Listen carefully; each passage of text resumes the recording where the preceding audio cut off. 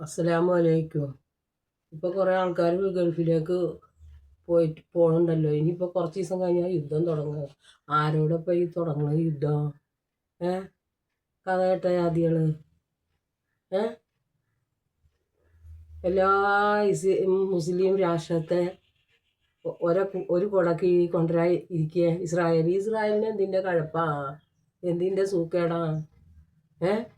യൂതന്മാർക്ക് എന്തിൻ്റെ സൂക്കേടാ?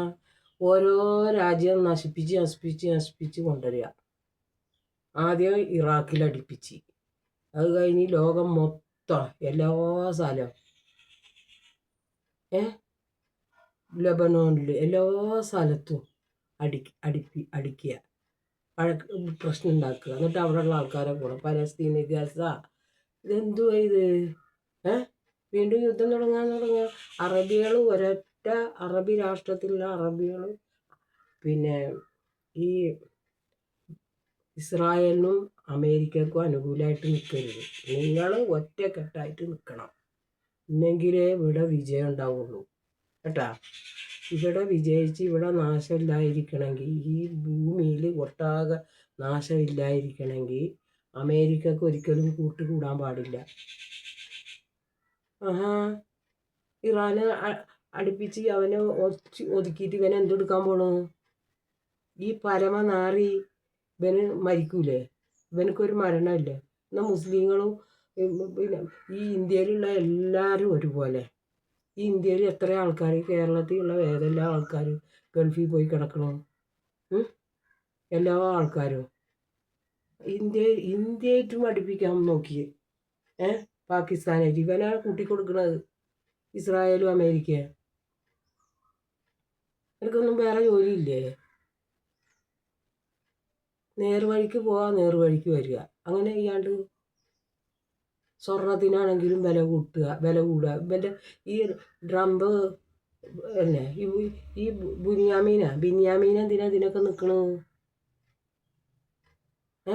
ഇവനൊക്കെ എന്തിനാ ഇതിന് നിൽക്കണു? ഇത് എങ്ങനെയും ഇല്ലാതാക്കാൻ നോക്ക്. കുറച്ച് ദിവസം കഴിയാൻ യുദ്ധം തുടങ്ങാൻ പോകുന്നുണ്ട്. ഇതിനൊന്നും അറബി നാട്ടിലെ അറബി രാഷ്ട്രത്തിലെ രാജാക്കന്മാരൊന്നും ഇതിനൊരുങ്ങരുത് കേട്ടാ. ഖത്തറായാലും സൗദിയിലുള്ളവർ ഒട്ടും വഴങ്ങണ്ട. എന്തിന് വഴങ്ങണം? അവരെ പേടിക്കേണ്ട ഒരു കാര്യമില്ല. ഇസ്രായേൽ അമേരിക്ക ഒന്നുമല്ല ഇവിടെ. അവർ വലിയ രാഷ്ട്രം ആൾക്കാർ പറഞ്ഞ് അവരണ്ട് പൊക്കിയതാ. അവർക്ക് ഒരു പൊക്കവും ഇല്ല. അവനൊരു കുന്തവും ഇല്ല. തോന്നുകയാണ് അമേരിക്ക വലിയ രാഷ്ട്രമാണ്. അവനെന്തുകൊണ്ട് രാഷ്ട്രം വലുത്? എന്തുകൊണ്ട്? അപ്പിയിട്ട പേപ്പർ കൊണ്ട് തുടക്കണ ആൾക്കാരാ. ഒരു നല്ല വെള്ളം പോലും ഇല്ല അവിടെ പോകും. അപ്പിയിട്ട ഉടനെ ടിഷ്യൂ പേപ്പർ കൊണ്ട് തുടക്കല. അവരാ വലിയ ആൾക്കാർ. അല്ല, ഞാനൊന്ന് ചോദിക്കട്ടെ, അപ്പിയിട്ട അവർ തുടക്കുക ടിഷ്യൂ പേപ്പർ കൊണ്ട് കേട്ടാ.